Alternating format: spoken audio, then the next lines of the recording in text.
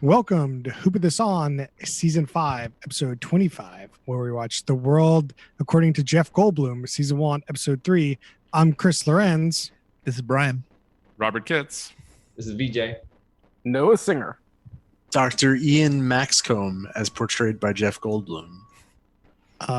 If this Very is your nice. first time listening, we watch a new reality show each week and discuss in minute detail all the details of the episode and determine if it's good or bad, worth your time or not. So, Rob, why don't you give us the show description for the show this week? In each episode of this series, Jeff Goldblum pulls on the thread of a deceptively familiar object to unravel a world of astonishing connections and fascinating science and history. Through the prism of his curious and witty mind, nothing is as it seems. These modern marvels are so commonplace, we often take them for granted, but Jeff Goldblum does not. That's The World According to Jeff Goldblum on Disney+. I think this is our first Disney Plus show, if I'm not mistaken. Didn't we do just some Disney Plus shows the first week Disney Plus launched? Yeah, we did the one with Kristen Bell in like the high school reunion. No, but it was like No. Scattershot. There were like 5 shows that you guys did, and all of them were bad. I don't believe any of you. We definitely did the Kristen Bell one. But was that oh yeah, the high school musical one. Yeah. Getting the band back together. But we resisted doing this one because I didn't think it was a reality show. Now, Rob, you have been championing this show for a while, and we finally did it. And you've been teeing up your explanation here. So, Rob, take it away. Well, let's start off. Chris, now that you've seen an episode, do you think it's a reality show or not? I mean, it's very similar to like, hey, I'm gonna go travel with my dad shows. So Love sure, that show. like I've been watching that show recently. just like sure, it's like a couple setups, but all his reactions are kind of real. So, I mean, I'd agree. We'll get into whether I think that's good or not, but you give me your pitch. But Noah's just shaking his head so dramatically. I think we got to go Noah. Yeah, so 2 things here. One, Disney classifies this as a docuseries on Disney Plus, and they do have reality TV as a descriptor that they do apply to shows. The second thing, we're so hardcore on like staying within our lane that I am shocked, Chris, that you are giving in here where other shows you easily dismay. Well, like my definition of like a reality show that we do is like a producer setup thing. And this is not Jeff Goldblum just like, oh, I'm going to go learn about tattoos. Let's have this film crew follow me while I do that. No, this is Disney Plus setting up producers, setting up events, and telling Jeff Goldblum to go from here to here, here to here. And we're going to talk about tattoos. Like, there's no way this is a docuseries. That's just a lie. In your opinion, Chris, the difference between that is if Jeff Goldblum is the producer or not? No, So that's what it boils down to. No, I think if Jeff Goldblum, like out of his own will, is just going to go learn about tattoos, like without a film crew, then like that, then this would be a docuseries. But he wouldn't do that. Thank you, Chris. Like I totally was hoping you were going to make the connections there because this is consistent with how you've talked about it before. I'm going to take you said and put a slightly different interpretation on it of you. When we were deciding which episode to watch, it was funny because we were like, oh, what's the subject? Should we do the one about tattoos? Should we do the one about ice cream? Should we do the one about RVs? And if this was a docuseries, you'd watch it because you want to know more about ice cream or tattoos. And I don't think that's what this show is about. This show is about Goldblum. You don't watch the show to learn about tattoos or ice cream. You watch the show for that pure, uncut Goldblum. If you are into Jeff Goldblum, just being kind of weird and talking with his dramatic pauses, and he goes and talks to random people and just does Jeff Goldblum things with them, you're going to like this show. If you're not into that, you're not going to like this show. And that's why it's a reality show. It's a Jeff Goldblum vehicle. It happens to be a veneer of docuseries around it, but at its heart, we're following around Jeff Goldblum, putting him in producer situations so he can react to different people, and that's why it's a reality show. How is this different than the I Am Traveling with My Dad show? I've seen that show. That's the same situation. You really watch it for their interaction. Yeah. And that bullshit. It doesn't really, it's not really for seeing the place. Oh, I yeah. mean, maybe we should do that show next. Yeah, We've done that's one. the thing. Because someone earlier, I don't know who it was, said that that's the opposite of it. And I feel like it's just not opposite. It seems like the same. It's in the same genre. Rob, I have to ask, do Reality. you see any parallels with I'm with Busey? There's kind of a parallel to I'm with Busey. It's like you're just following a celebrity around doing stuff. This one is definitely way more produced. Like I'm with Busey was in the genre that I like, that is not really a thing anymore, of they're super unscripted and off rails, and sometimes that makes them really weird and boring, but sometimes they're just really weird and interesting. Sure. And this is not that. Like everything Jeff Goldblum's doing is clearly like very well set up and defined, but then you unleash him to just do Jeff Goldblum stuff with people, and that's the show. I mean, So, Rob, building on your description, there's a newer show. It came out a couple months ago called Down to Earth with Zac Efron on Netflix, where Zac Efron journeys the world with a wellness expert. Yeah, he's clearly trying to get some of that Goldblum money. Like he's copying some kind of doppelganger. Have we done that show yet? I watched an episode of it. The problem with that show is who wants to just watch Zac Efron be Zac Efron for half an hour? Like I agree with Rob. I think you underestimate the market that wants to watch Zac Efron for a half an hour. I'll stick to my pal Goldblum. all right, guys. All right. So I think it's a reality show. Noah thinks it's a docuseries, and we're gonna move on. Tweet at us. Let us know what you think this show is, because I don't think it's a docuseries. What should they tweet at? What's the handle? At Who Put This On. Thank you. No, you could just say at Who Put This On instead of trying to team me up, but that's okay. Alley-oop, I don't think you know how alley-oops work. It's a That's yes how alley-oop and. works. I tell you, what do you mean? That's just a non Noah's right on that one. sequitur that just derails the whole podcast. Man, VJ agreed with Noah 3 times today. Three That's times today. wild. Yeah. That's it for the month. It's a record. All right. So Jeff Goldblum comes in and he's trying to learn about tattoos and why people get tattoos.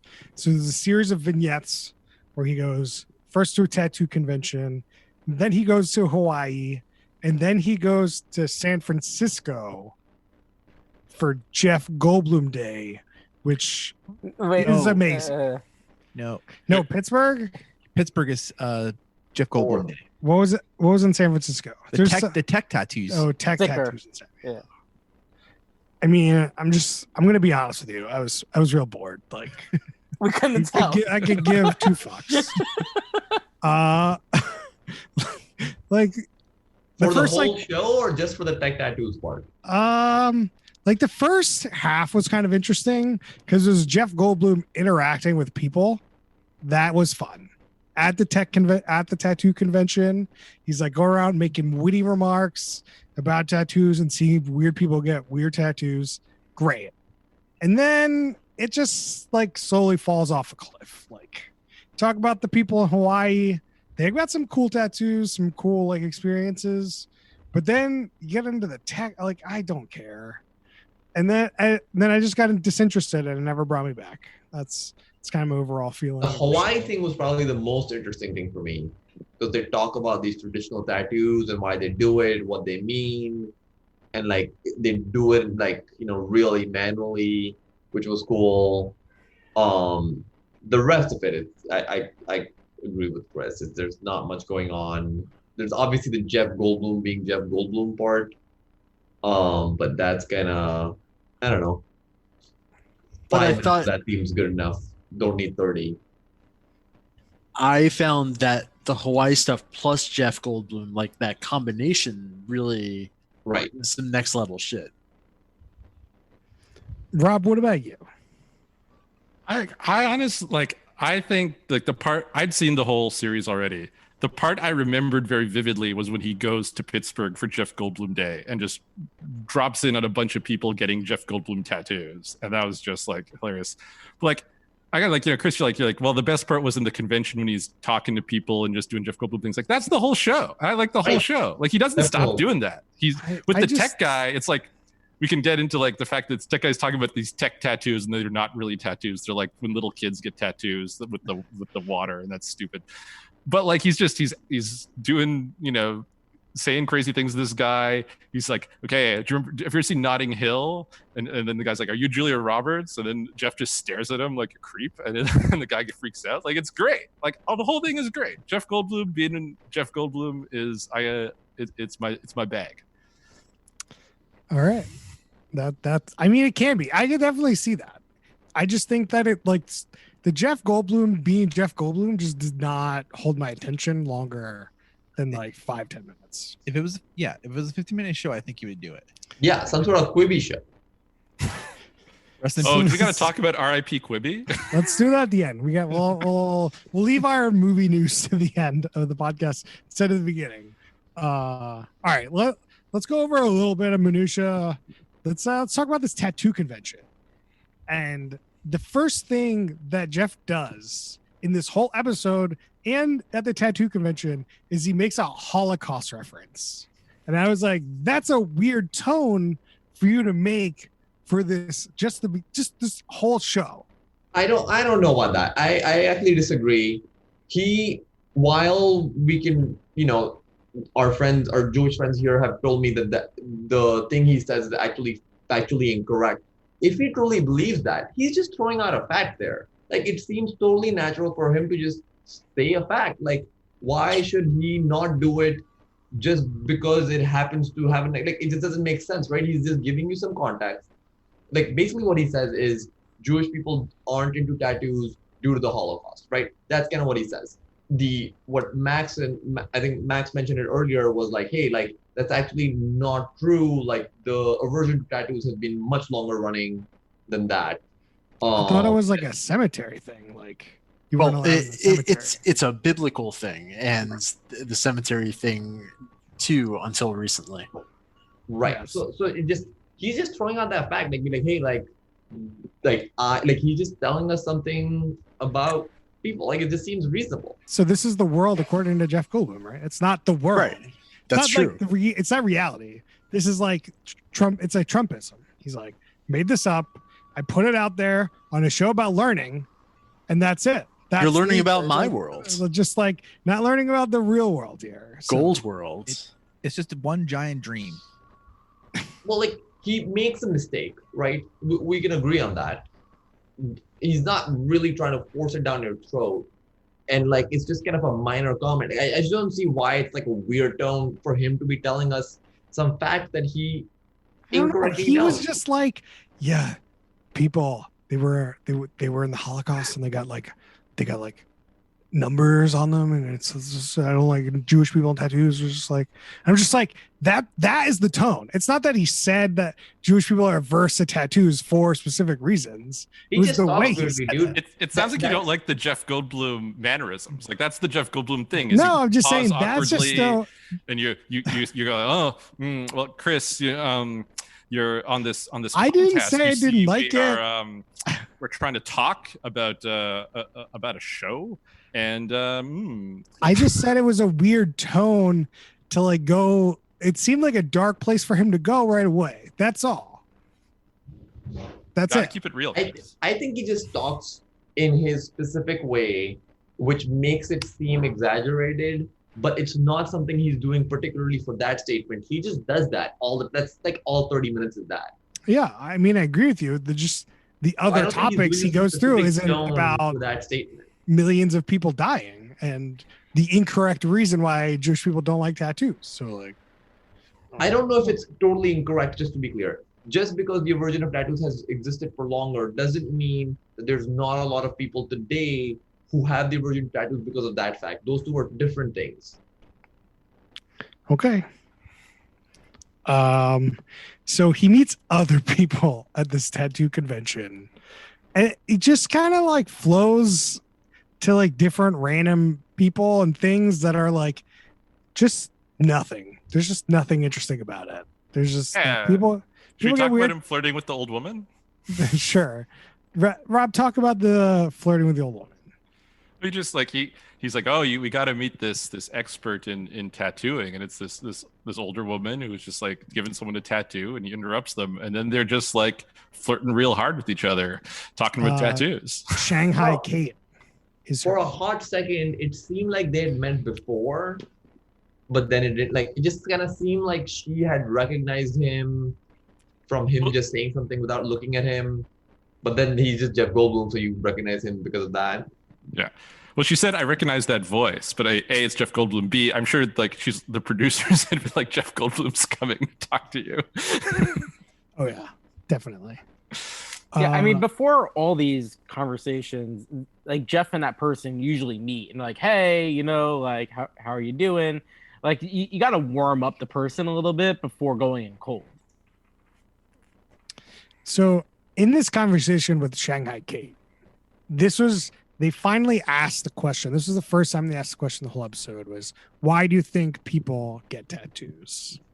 And this is like how they frame this episode. This is what he's trying to find out. And it's just a bullshit question. It's like people get tattoos for very various reasons, which they go through the episode. They kind of go through some of them. But like at the end of the day, like you get it for any reason you want. Like it's kind of an unanswerable question, and I hate it. What do you mean? Like I don't understand. Like he's just trying to understand what are the various reasons people do X. But that's not how the question's phrased. He's like, why do people do this? And then he asked a bunch of different questions. Well, the answer is various reasons. Like, and he's just trying to understand what those various reasons are, rather than just saying various reasons and turning away and never understanding more. Oh, Jeff okay. Goldblum's just getting philosophical with us.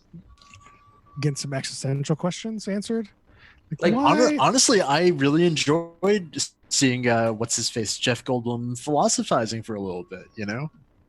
Like for me, I sort of have a rough understanding why people get tattoos, but hearing somebody try to verbalize it better than I could was interesting to me.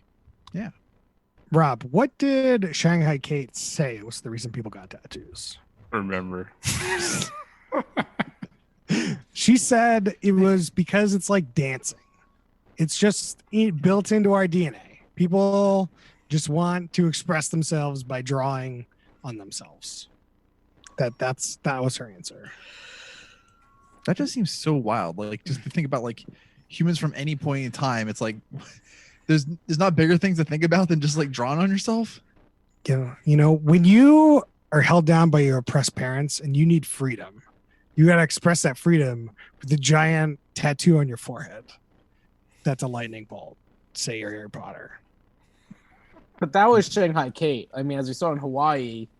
Yeah, people in Hawaii had different answer. Before we get to Hawaii, do you want to talk about some of these nuts tattoos at the best show competition? But before we get to that, I want to get to that. But does anyone on this call actually have a tattoo? No. So none of us have a tattoo. None of us, but all of us have went dancing, correct? Yeah. Before 2020, we've all been dancing. I believe we were all at Poly D getting confetti showered on us. Perfect. So like, I'm not going to call complete bullshit on that answer to the question, but okay, just because A is not as popular as B doesn't mean A is not like B. She doesn't say getting tattoos is as popular as dancing. She just says it is like dancing. VJ, stop like making me look bad. We're just gonna Rob just tee like up these tomorrow bad. If I say like if I also say you look like some celebrity, it doesn't mean you are certainly as popular as that celebrity. That's not how that works. Yeah, I gotta say also we are a very unrepresentative sample of any population. Well, they say some stats around that, right? I thought on the show they said 48 million in the U.S. have a tattoo. So 1 out of 7 people we've got 7 people on this video call, so like it would be one. So it's not that unrepresentative. To be That's fair. not even adults in the U.S., right? Kids ain't getting tattoos. Actually, Well, I oh guess wait, it's no, it's fair. 330 million adults. That's weird. I thought there was. No, it's 330 millions total. I'm pretty sure. All right, Right, Rob, right. we gotta move on. Rob, tee up the bad tattoos. I was talking about the good tattoos, like the good ones. Some of the ones that we saw that were in competition were just these very photorealistic and like just really impressive looking tattoos. I only really remember the one that was the winner, which was this face, but like with flowers kind of going through it, and it just looked pretty impressive. I don't know if anyone else remembers any others they want to call out. I don't remember exactly what the tattoos were. I remember there being 3 that they mainly showed in that montage, and they were so incredible. I definitely thought it was just like a photo sticker on people's body. Like someone could tell me, hey, this show faked it because the tattoos looked so incredible. Brian. I have 2 of the tattoos. So there was one where it was the Jeff Goldblum body like laying down in Jurassic Park, but with a dinosaur head.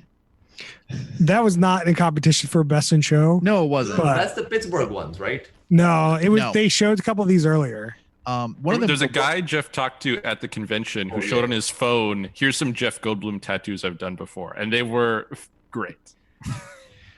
There was one in the competition that was a Scooby tattoo eating a giant submarine sandwich.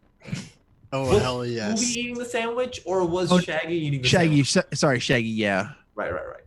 They weren't Lady and the Tramp in it.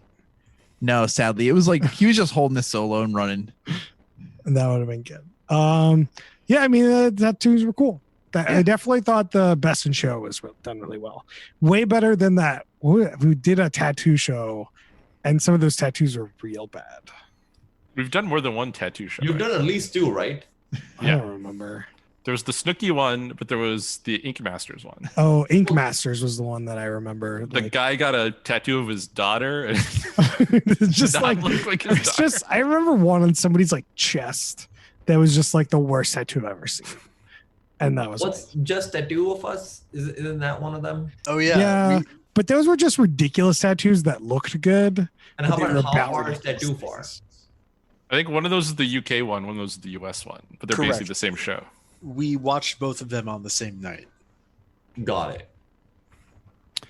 There is, of course, the tattoo show Impractical Jokers. That's true. Those were great tattoos. Let's go to the Hawaii thing.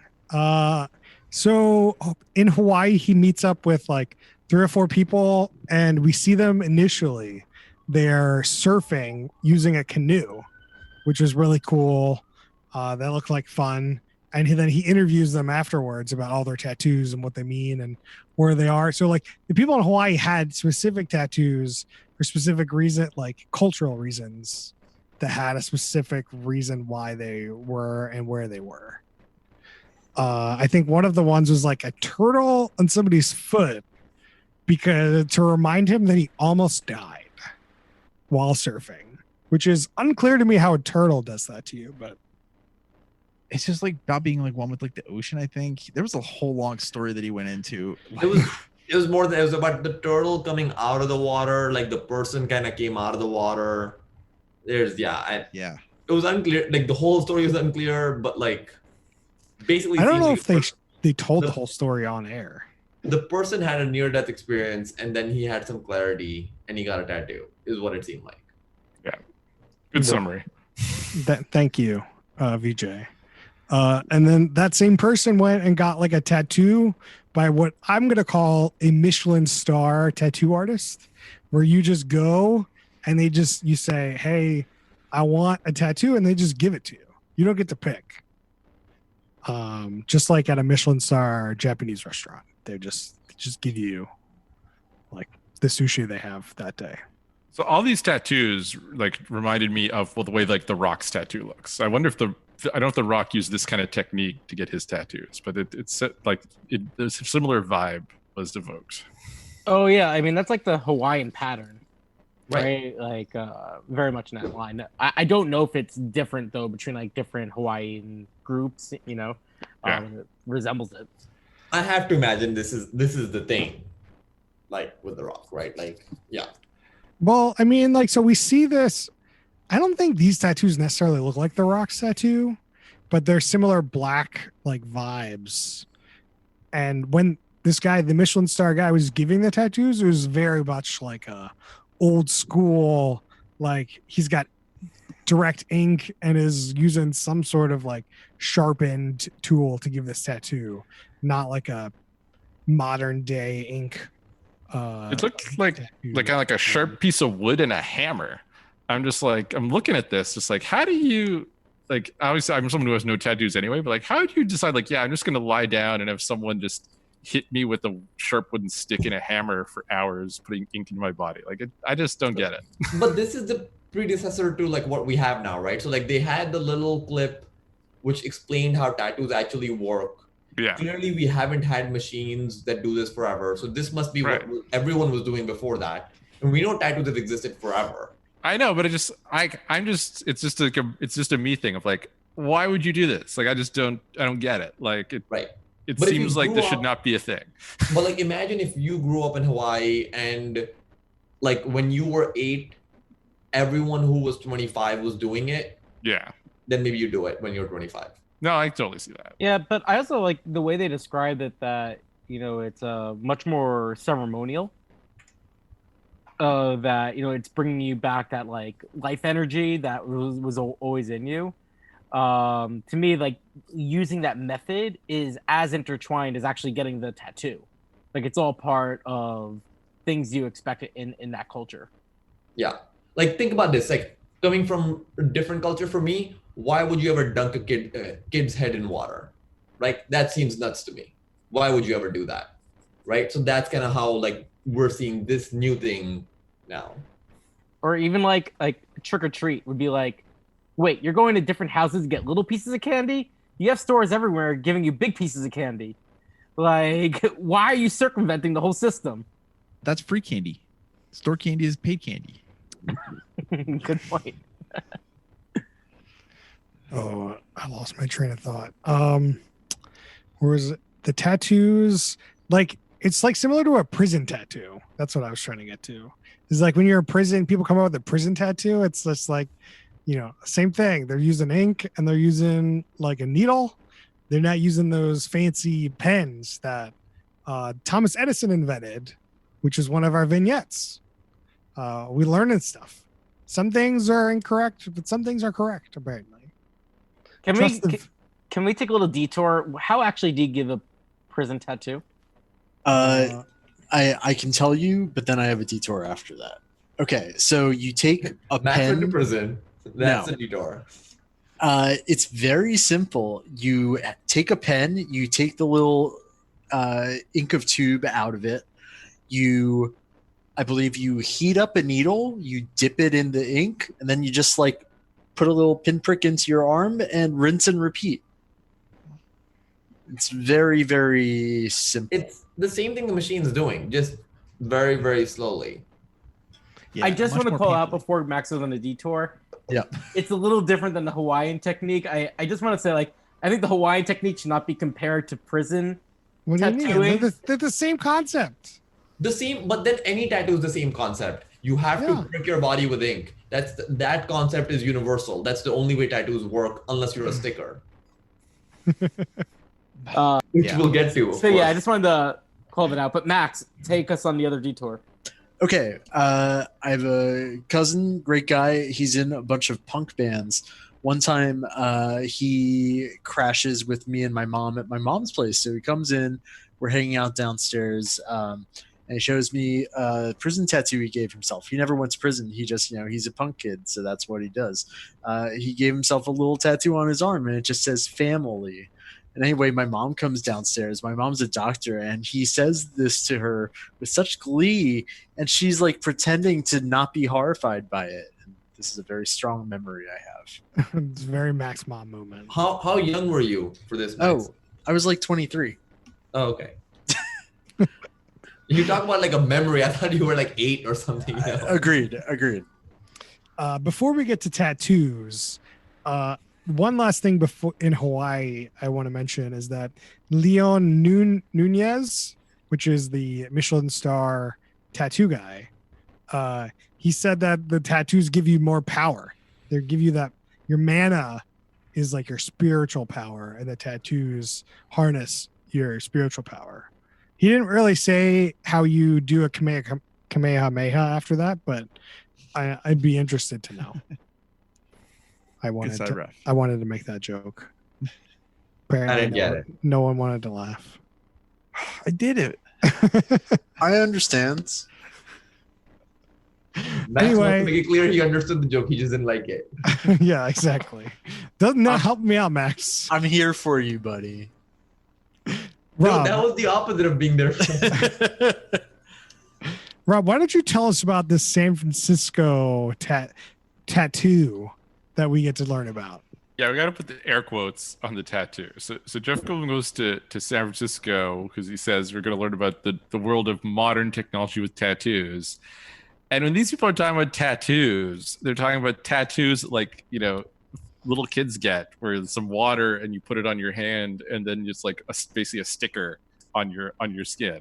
There's not even water in this case. This case there's not water, but it's a similar concept. And so basically Jeff Goldblum gets a quote unquote tattoo that's just the sticker he puts on his hand that has some sort of UV receptors, and it changes color based on how long you've been in the sun. So if it tells you when you've got too much sun, you should go back inside, like that. And it's like, this is a tattoo. You have sensitive it's skin, not a tattoo. If you have sensitive skin, the guy kept mentioning it. Like, it's fine for normal people, but sensitive skin. Well, I think like all of you guys on the call would be considered sensitive skin, just to be clear. But like for that guy was colored. All of you would be sensitive skin according to him. But like, so those tattoos, like, is it actually like doing something with your body, or it's just feeling how much, like, if you're sitting in sun most of your body, but your hand just happens to be under your leg, is that tattoo able to tell you, hey, that's enough, go in the shade now? Yeah, they did Of course not. They did No, a but then super they talk- disservice to that sticker, because he's like, oh, we can use this for glucose, we can use this for ketones. So clearly it's getting invasive somehow. Right. But they made it just seem like it's a sticker you peel on, peel off. Well, it was kind of unclear to me, Noah, where he said glucose, ketones. He also mentions cholesterol, right? So those ones seem really cool. Like, that seems awesome, right? Like, especially for people with diabetes, if you could just have a sticker on you that like warns you about stuff, that would be so cool. I feel like the one they use does nothing but just like use the sun's rays to see what's going on. And that's kind of all they have. And the rest is just ideas, and they don't actually have any technology. Typical Silicon Valley company. We have this kind of bullshit product that we sold to investors, and now we have billions of dollars to go and try to make this real thing that the real thing probably will never exist. Hot dog, not hot dog. Yeah. So I agree with you, Vaibhav. I think that if you put your hand under your butt and like in the shade, like it's done. So. It's just resetting itself or whatever it does when you're in the shade. Like, it's not even clear that it resets itself. It's no, like, it doesn't. I think it's you need to go. One new sticker. You gotta get a new sticker. Like, the guy did talk about the possibility of just being able to print them at home. He kind of implies it. He doesn't really say it, but he implies that you could just print these at home. That would be pretty cool. What I would love, like, this is obviously like just like idea, like who knows if this can exist. If you could genuinely get a tattoo that would like reset and like do this color thing, and you could just have it on your body and basically just have a permanent sensor on your skin, which could tell you if there's a glucose problem or UV ray problem, that would be amazing. What if it was a hue light bulb or something on your skin or your phone? You could change the color of your tattoo. That'd be cool too. Is your skin kind of flickering? Is that what you're thinking? That's what happens after 3 years. It just starts to flicker. Yeah, I think so. 20 years lifespan of those. Somehow you busted it in 3 years though. 1 out of 10 of them, yeah. All right. Let's get into the best part of the episode or whatever. Jeff Goldblum goes to Pittsburgh for something called Jeff Goldblum Day. Rob, can you tell me what Jeff Goldblum Day is? So apparently Jeff Goldblum's from Pittsburgh, and they decided at some point to say that I don't remember what day it was. Some day every year is It's like Jeff Goldblum June Day. 13th or something. Do you think that's his birthday? Do you think they made his birthday Jeff Goldblum Day? I don't know. No, I can do Wait, internet. when you say they, who's they who called it Jeff Goldblum Day? I assume the city council of Pittsburgh. Is Or it the mayor. that, or is it just that one place? That was unclear to me. They kind of imply it's Pittsburgh, but then like it's just one place. Yeah, they didn't show anything but this tattoo parlor. Internet So- corner. You need Yeah, to answer this one for us. We already have answers. So July 13th is Jeff Goldblum Day. His birthday is October 22nd. So Wait, who has called it Jeff Goldblum Day? You're not answering our actual question, Noah. well, you asked many questions. Well, we asked that. So- That was our first question. Okay, give him a break. Yeah. All right. And so why is it called like does the city of Pittsburgh I thought it'd be in this article. It's not anymore. All right. We'll let you go back to the corner. Let's get back to our discussion of there's like he goes into this tattoo parlor. It is stuffed, which is kind of like 2020 gives me anxiety. But it's full of people getting Jeff Goldblum tattoos, supposedly. We only see one Jeff Goldblum tattoo actually being given and on someone. I think we see a couple. We see the fly one looks pretty good, and we see that one. We don't see the person themselves though. Can you describe the fly one for our audio listeners? So Jeff Goldblum was in a movie called The Fly, which I unfortunately haven't seen. But the tattoo is a body of a fly, but the head is just Jeff Goldblum's head. But then we also see the Jeff Goldblum body with the dinosaur head. That one wasn't at the tattoo place. That was the one Brian was talking about on someone's phone at the tattoo convention. I thought those two were shown back to back. Like there was like the Jeff Goldblum's head, different body, and then Joe Goldblum's body, different head. Like those two were shown back to Two back. separate instances. Maybe there were two. So like they started the episode off with showing like two tattoos of Jeff Goldblum from somebody's phone, from some dude at the tattoo convention or whatever, and then they go to this tattoo parlor that have a Jeff Goldblum Day where they give Jeff Goldblum tattoos. So it's very confusing. Yeah, that's what I would say. Like it's implied, but doesn't really stated that this tattoo parlor is a promotional thing. Said on Jeff Goldblum Day, if you come, we'll give you a free Jeff Goldblum tattoo. But it doesn't actually. They don't actually state that clearly. Yeah, maybe it's a Jeff Goldblum convention that they're hosting, and they're not actually giving anything away. It's actually a promotional event where they're making more money than the average day. I don't know. It's a small business. You do what you can, right? Yeah. There's a lot of people, and there was a lot of tattoo artists like tattooing people in there. So like, did the tattoo parlor know he's gonna show up? I'm sure. I bet the owner knew. I'm not sure the people there knew. I If can the imagine. owner knew, the owner had been putting up posters saying, "Come meet Jeff Goldblum." Again, it's a small business. They're doing what they can. I don't know. So at some point, some doctor is getting a tattoo, and Jeff Goldblum asks if he could do a few lines. So Jeff Goldblum goes in and becomes a tattoo artiste and shades in some lines of this guy's tattoo. Inside their dinosaur mouth, right? Yeah, I was like, I'm guessing he could have covered that up, but like that seemed like a dangerous spot to be going in and putting some lines in. Am I wrong? I'm not an expert on tattoo artistry. I'm thinking the tattoo artist had a plan for. It for seemed how like because it was inside of the dinosaur mouth, like worst case, they just like make it all black inside, and you're not really being able to see. So like I think the tattoo artist must have had a backup plan, be like, oh, this guy fucks it up. But also, like, if you are a fan enough of Jeff Goldblum to get a Jeff Goldblum inspired tattoo on your body, I think it's fine if he fucks it up.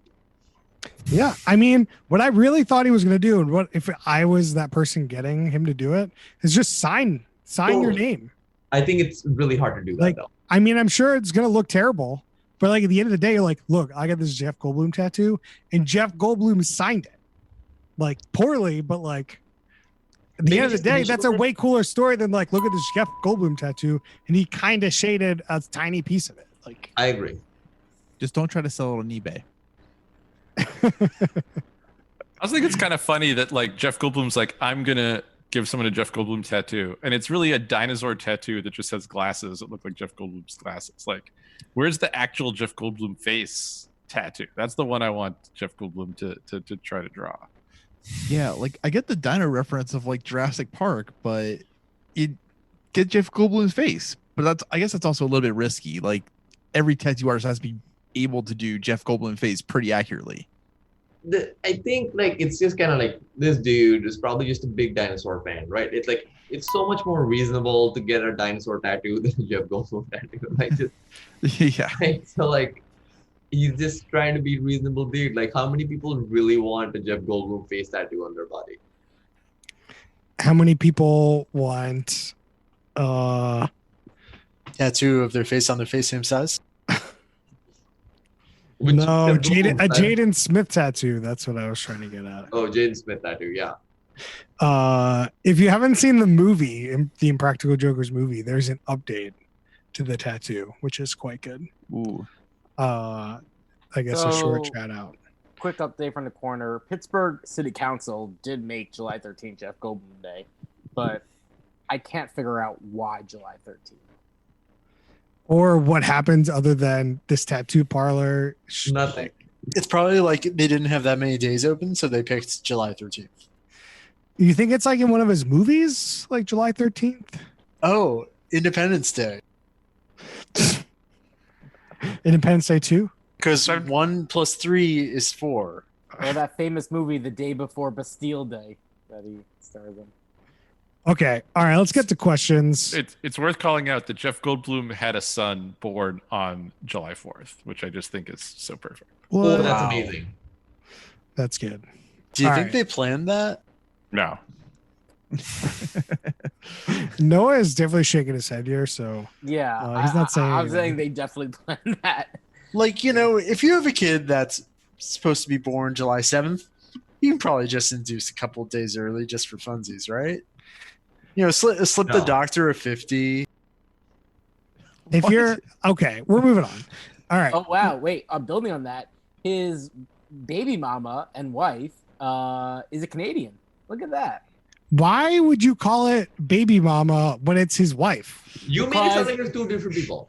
Yeah, because his wife could not be the baby mama. It could be a different person. Okay. What? All right. All Are they right. We two different gotta people or one move person? on. There's one person. Who's both the baby mama and the wife. Correct. Okay. You definitely made it sound like two people now. That thought was my gonna be- intention. Well, I I figured thought if this was going to be the fourth time, but this is not. I figured if I just said wife, it'd be like, well, is that the one who had the kid? Which, you know, just like celebrities have, you know, different wives over time. Like, wouldn't be as clear. So I wanted to say We saw Jeff wife Goldblum and being baby mama. flirty. All right. We gotta move on. Is this an apex, upgrade, or downgrade for Jeff Goldblum? From Side what? grade. It's definitely not the apex. Apex is Independence Day. Game over. I mean, From that, it's a downgrade. Like everything. think would it's be a downgrade for I don't sure. know what to say. Apex might be Thor Ragnarok. Even I from think that, it's this. a downgrade. This has to be a downgrade from all the other things we'll talk about. Yeah. All We're right, talking about down- A-list movies. This is a C-list reality show. Yeah, I don't know. Like, What don't you know? No, like he keeps accruing this like cult status. Like, yeah, in Jurassic Park was fine, but we weren't as like in our 20s in the 90s. I have a sense that Jeff Goldblum was not the Jeff Goldblum that we see him as today, even though we consider Jurassic Park as his apex. I understand that, but like your sentences cannot imply what I'm saying itself. You talked about he keeps gaining cult status. You know what's better than cult status? Mainstream celebrity status. Which he And was at he some was, point, and he yeah. is no longer. So then it can't be Apex. All right. What's the most baffling / cringeworthy moment? Brian, you have one? Oh, when he was doing like the don't let me interrupt you, don't let me interrupt you to the grandmother tattooing, when he's just clearly like trying to like interrupt her, and just why? You just got to move on. Yeah, I get it. Is there a Rob, reference that she's a grandmother, or is Brian just throwing that out right now? No, she was like the grandmother of American tattooing. Godmother, I think. Oh, godmother. So okay. easily confusable. Rob, what do you got? What do you got for me?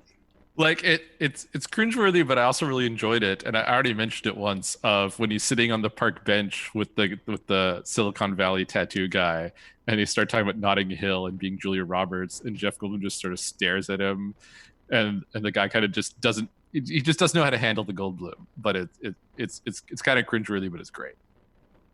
I have one. So they're at the tattoo convention, and they go to the guy that shows on his phone the Jeff Goldblum tattoos, and Jeff goes up to this guy, and he's like, "Let me drink you in," and it's just like Jeff meets somebody that he just doesn't understand because this guy looks nuts. He's just got like it's one of those guys with like the hollow ear things, and just he's got a lot of tattoos. And I think that Jeff just legitimately just is like, "You're nuts," and he does his classic Jeff thing. It was very cringy.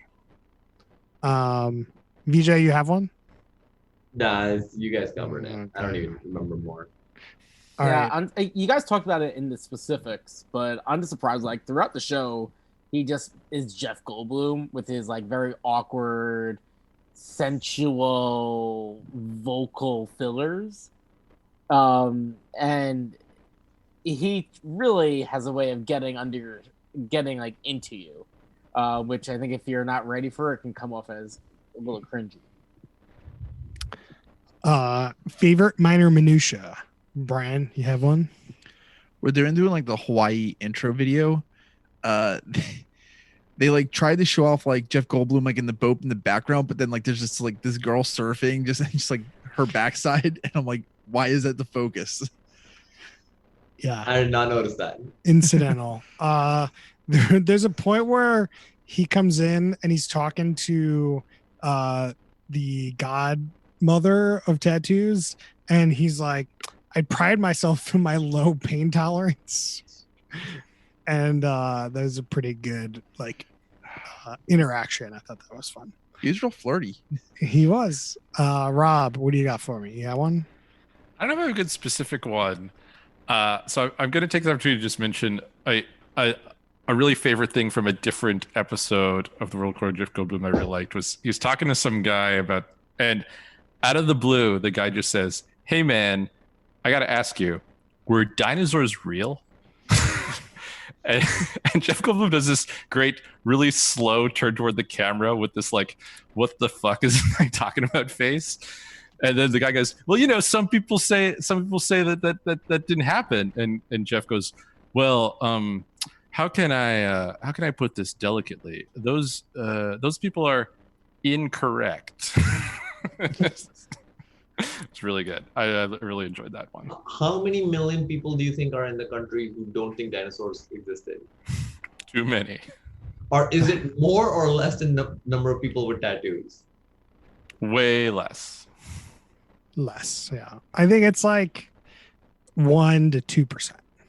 I think The it's country. 10%.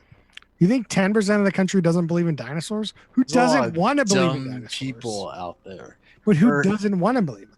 That's People who think, they were put there as a test to make sure that we're, loyal to God.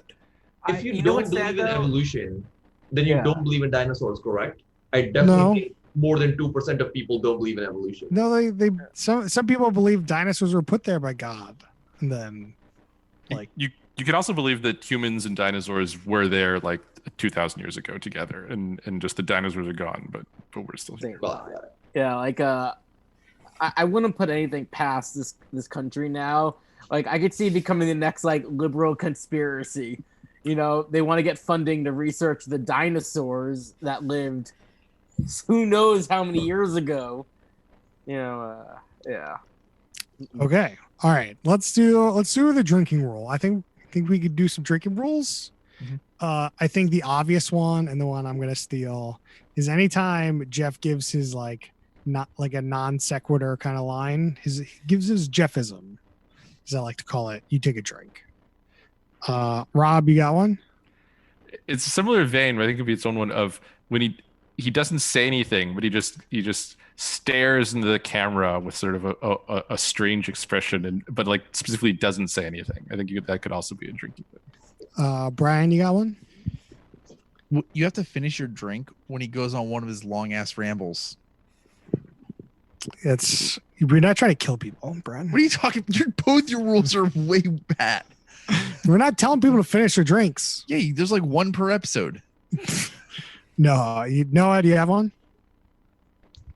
I'm trying to think of one. Like, this is very much a minutia drinking rule. It cuts in between yours and Rob's. But whenever he looks back at the camera in astonishment. Vijay or Max, do you have one? I have one. Go ahead, Max. Take a drink every time life finds a way. Different movie, different show, but Touche. Great. It was a good joke, though. Very welcome. I got another one. Anytime they do the informational kind of bit, drink while that's on. I was thinking about that. That's a good one. Do a shot every time there's a new city. A shot. Oh, you people. Also, it might be a drinking thing of saying do a shot every time Jeff Goldblum says something along the lines of like, I don't know, I don't do this, or I don't know anything about this, because I think it comes up frequently in all the episodes. He doesn't know anything about anything. Yeah. What do you think the production schedule of this show was? It is pretty globe hopping in a way. Like, globe hopping is a little bit of exaggeration. He's only in the US, but like it's not all filmed in an afternoon in one place for sure. But do they, like, Rob, since you've seen the whole season, do they like basically did they have like 3 different segments over the 10 episodes in SF? Which they I think he's in SF a bunch of times. So he probably just banged out a bunch of different SF segments pretty quick. So yeah, I think they probably like have like total like 12 cities that they've done everything in. So whatever, they spent like 3 days in each. 1 to do the shooting, 2 to hang out. Yeah. Was there any in like Hawaii? Were there more in Hawaii? I want to say yes, but if you ask me what else he's doing in Hawaii, I can't tell you off the top of my head. And the show's pretty well set up for that, because if you think of like between each of the cities, there's no referencing of the other segments. It just keeps going forward, so you can easily just mix and match. But I still think it takes you like a month or 2 just to like go to these cities and like film segments. You definitely got a plan, right? Like, you're hitting the ground and you're moving. So I imagine just having that production crew like on retainer for that time is not cheap. I mean, this was a Disney Plus launch show, so it had a budget. That's fair. Yeah.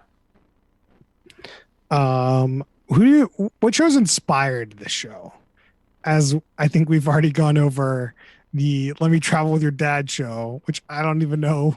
There's many iterations of that show. I don't know what the original one is. Travels with My Father. Okay. Is there one that predates like the current one? I don't know. With Jack Whitehall. I would say this felt very, Anthony Bourdain in a way.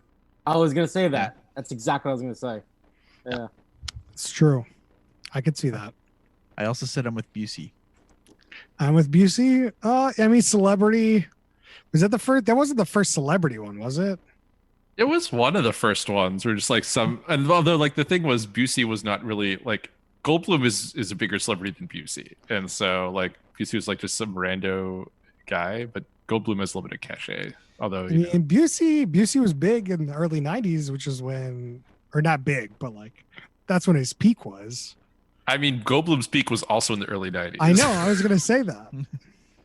His apex. Yeah. I mean, my peak is right now, but that doesn't make me popular. Was the Osborne show? Was that before Busey? Definitely. Probably, yeah. Definitely. That was like, well, then we also had the other celebrity with the Simple Life.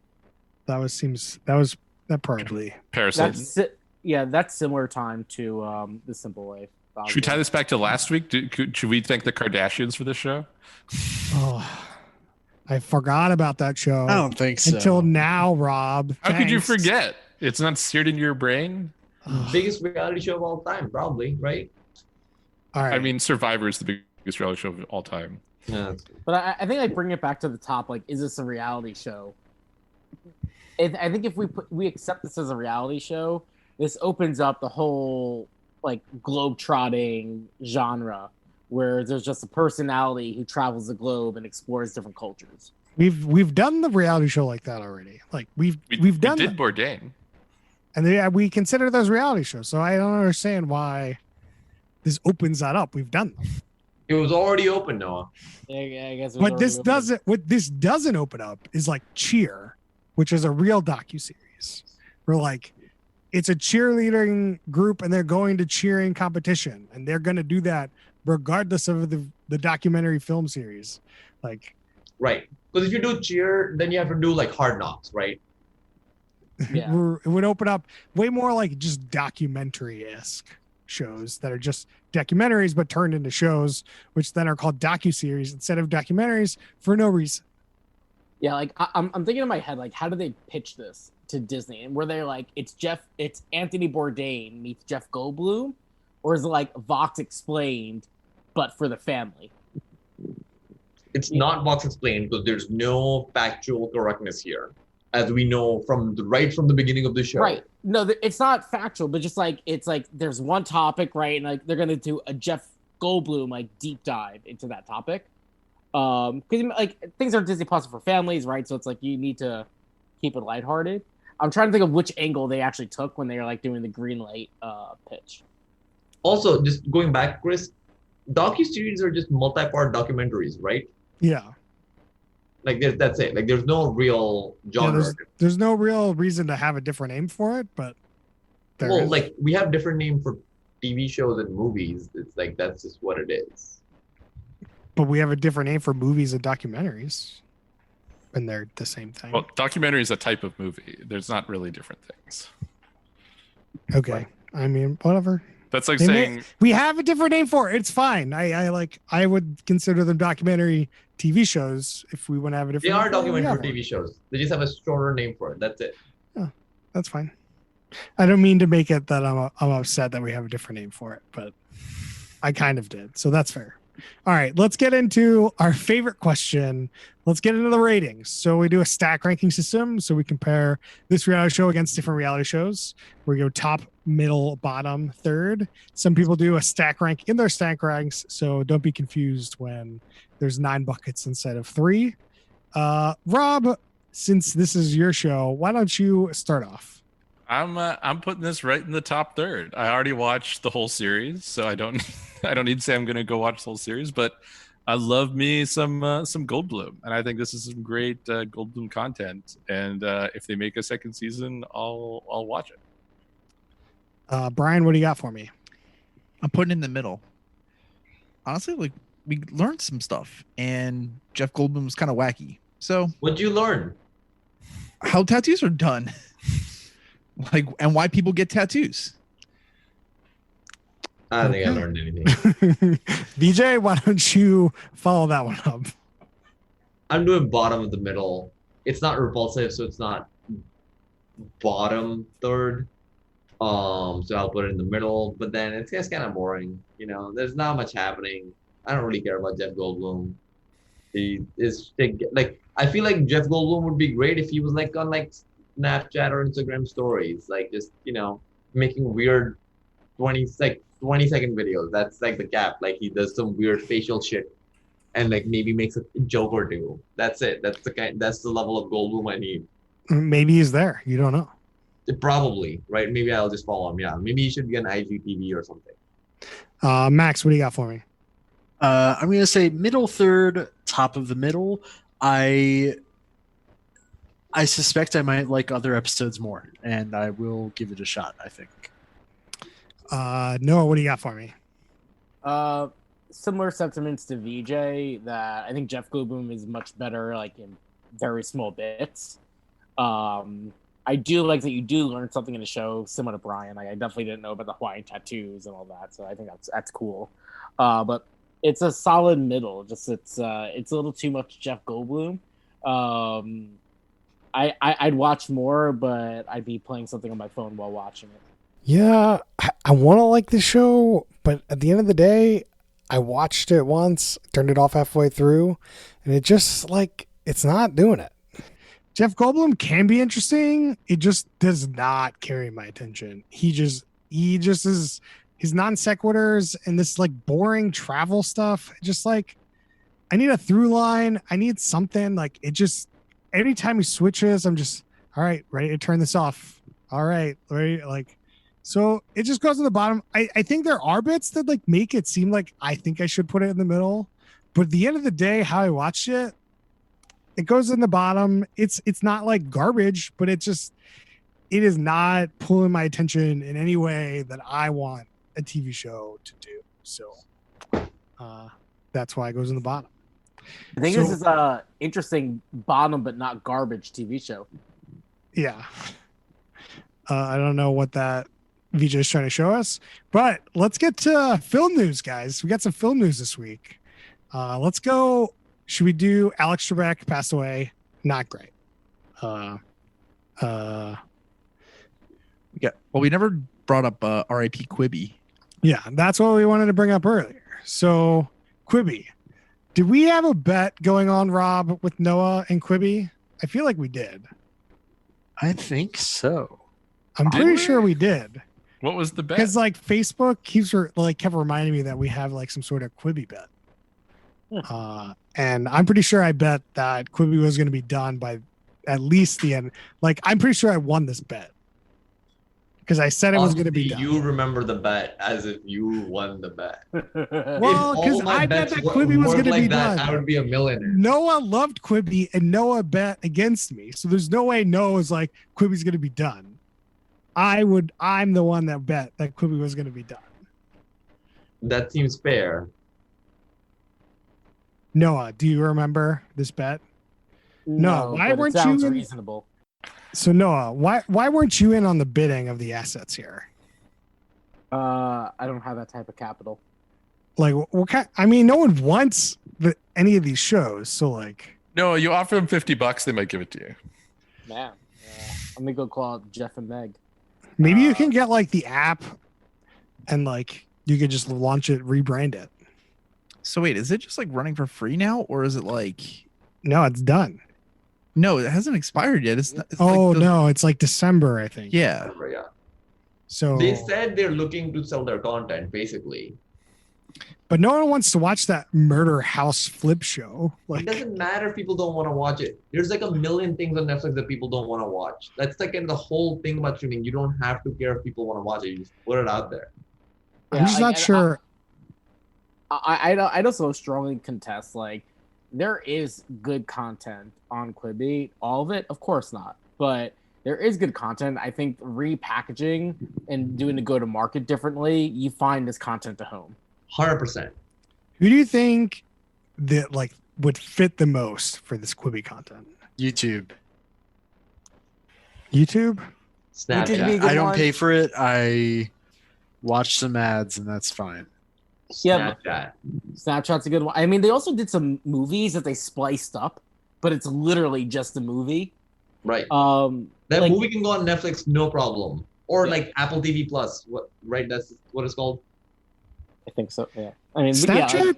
I hate watching content on Snapchat. It's like you watch a minute of content. You hate everything. You like literally all these companies make money in ways that you hate. Yeah. So you just can't be trusted on that. But I don't want my thing to be interrupted every like 6 seconds to show like a 6-second ad. It's like, and they don't interrupt shows in the right. Ads every 20 minutes, you'd still be complaining about it right now. So it doesn't matter. Yeah, well, they just can't make money from you unless they're showing you football, which you keep giving your money to, even though they show you the most ads out of anyone. I think that like a pre-ad and a post-ad are fine. It's just when you interrupt the content, it's super frustrating. You're like, it just ruins the whole show. Like, we want to ruin my murder house flip by interrupting somebody mid-sentence. YouTube has the same problem. And football doesn't. Yeah, well, football does design commercials, and I agree with you. I should stop watching. I said I should stop watching. Right. I'm like a gambling addict. I think we should do an episode one week of only the things Chris likes. See if we go over 5 minutes. That is my bet. Okay. All right. I like stuff. It's just Brian. Yeah, Brian is it. No, we'll do Brian and the Penn State football team. That'll be the whole. Oh, the Penn State football team is not on what I like right now. They just lost a couple of big games, I believe. They're 0-3, and they looked like garbage. The last comeback starts now, baby. Everybody loves a good comeback story. Oh, there's no comeback possible in college football if you're 0-3. Noah, Max. All right. Okay, let's do our shout outs. Rob, you got the shout out this week? Do you want the update? Is that the shout out? Yeah, we've turned the updates into shout out. Updates and shout outs. So last week we had to bid adieu to the Jiggly Monster or Squiggly Monster, so it doesn't matter. And this costume had kind of a Beetlejuice outfit vibe to it. And then there was something in the clues that seemed like it has a Batman reference. And I was like, is this Michael Keaton? That seems insane. It was not Michael Keaton. It was Bob Saget. Oh, pretty good. It's a big get, kind of. Not really. I think by Masked Singer standards, it's pretty good. By normal standards, it's not that big a get, but it makes more sense than Michael Keaton would have been like, that seems too big for Masked Singer. Bob Saget's like, that sounds about right. Fuller House is pretty popular, right? Is he on Fuller House that much? I thought he was not the main. He wasn't on that show really. Oh, okay. I thought he cameoed or something. It's like the first episode had everyone, and I don't think he wasn't like a regular. Got it. He's too expensive. Netflix can't be paying that money. I guess Aunt Becky's definitely not on it, so everyone's not on. Rob, you got Roseanne's not on it. Shout out. Anyway, Noah, you have a shout out? I'm actually trying to find a new show. I see people talking about the Queen's Reign. Do you mean the Queen's Gambit? Yeah. Queen's Gambit, yeah. I was like, what? The Queen's Reign is just called The Crown. Yeah, the Queen's Gambit. So this I'm starting to that maybe, but otherwise, very close to finishing Schitt's Creek, rewatching The Good Place. So nothing really hot and fresh. I watched Queen's Gambit. Recommend watching it. I think it's not phenomenal, but it's good, and it's like nice and short, self-contained. I've seen 3 episodes, so no spoilers here, obviously. But yeah, I really enjoyed the 3 episodes. Yeah, there you go. There's a shout out. VJ, Max, you have any other shout outs? Only stuff that's too weird for this podcast. All right. Brian, do you have a shout out? No. Mandalorian is back, guys. Really good. Oh, yeah. Star Trek Discovery is also on right now. Very good. If you like Star Trek, hard to convince people to sign up for CBS All Access to watch that. It's similar kind of a Quibi situation where it's not a whole lot, but at least it's a full episode of TV. So there's that. And anyway, that's it for us this week. You can find us on facebook.com/whoputhison, twitter.at@whoputhison, and you can email us questions and suggestions at whoputhison@gmail.com. See you guys next time.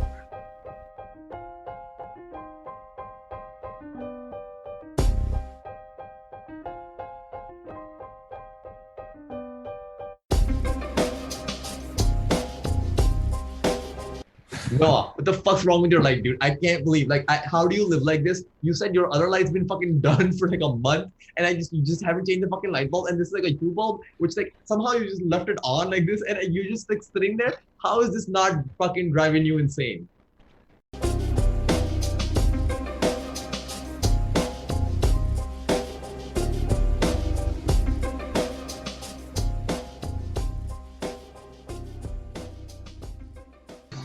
Welcome to Who Put This On, Season 5, Episode 25, where we watch Jeff Goldblum's something, whatever. Chris, Season 1, Episode 2, 3, I don't know. 3. Man. Chris, how many seltzers deep are you? 0. I've had 0 seltzers.